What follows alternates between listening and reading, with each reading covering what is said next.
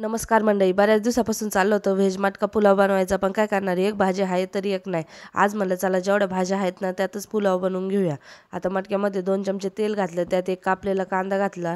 मटक्यात थोडंसं कमी गॅसवरती आपण करतो, त्याच्यामुळे कांदा परतायला थोडासा वेळ लागतो. कांदा परतत आला की त्यात हिरव्या मिरच्या, काही खडे मसाले घातले. खडे मसाले पण आता आपल्याला त्याच्यामध्ये चांगले परतून घ्यायचे. त्याच्यानंतर 1 चमचा आलं लसूण पेस्ट घातली, ती पण चांगली हलवून घेतली आणि थोडीशी परतत आली की त्याच्यामध्ये कापलेला टोमॅटो घातला, थोडंसं मीठ घातलं. टोमॅटो मऊ पडला की थोडंसं बीट, गाजर, बटाटा, फ्लावर आणि तुमच्या आवडीच्या तुम्ही सगळ्या भाज्या याच्यामध्ये घालू शकता, ज्या की सीझनमध्ये अवेलेबल आहेत आणि ज्या भेटल्या त्या मी सगळ्या याच्यामध्ये घातलेल्या आहेत. फक्त वाटाणा भेटला नाही त्याच्यामुळे तो घातला नाही. तर तुम्ही आवर्जून घाला, त्याने एकदम पुलाव छान होतो.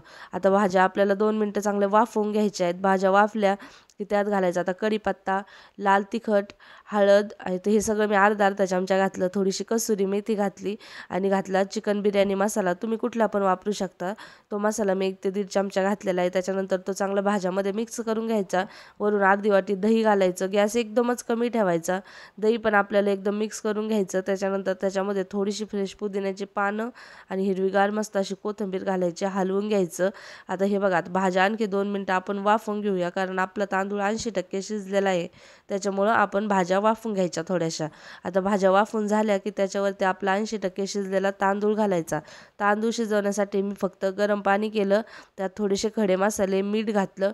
मिठाची चव पाण्याची चव एकदम थोडीशी खारट आली की त्याच्यामध्ये आपला धुवून घेतलेला तांदूळ घातला, उकळून घेतला, जास्त हलवला नाही. आणि त्याच्यानंतर आपला 80% उकळलेला तांदूळ बनवून तयार आहे. एका चाळणीवरती ठेवला आणि मटक्यामध्ये टाकून दिला. आता त्याच भाताचं अर्धी वाटी पाणी मी त्याच्यावरती टाकलं, जेणेकरून आपला उरलेला भात पण छान शिजेल आणि राहिलेल्या काही भाज्या असतील तर ते छान शिजतील. आता अर्धी वाटी दुधामध्ये थोडासा कलर घालून त्याच्यावरती घातला. वरून थोडीशी कोथिंबीर घातली गार्निशिंगसाठी. तुम्ही कांदा पण वापरू शकता. आता त्याला आपण एक मस्त टच देऊया, जे की आहे दालचिनीची वाफ देऊन घेऊया. स्मोकनी इतकं छान होतं ना. दालचिनी गरम करून जाळून घ्यायची आणि त्याच्यावर थोडंसं तूप टाकायचं. 5 मिनटं झाकण ठेवून द्यायचं, गॅस बंद करायचा. आपला मस्त व्हेज दम पुलाव बनवून तयार आहे. मटक्यात बनवल्यामुळे चव एकदम अप्रतिम येते. कसा वाटला नक्की कमेंट करून सांगा. आवडल्यास लाईक करा, शेअर करा, सबस्क्राईब करा आणि कमेंट मात्र करायला विसरू नका. चला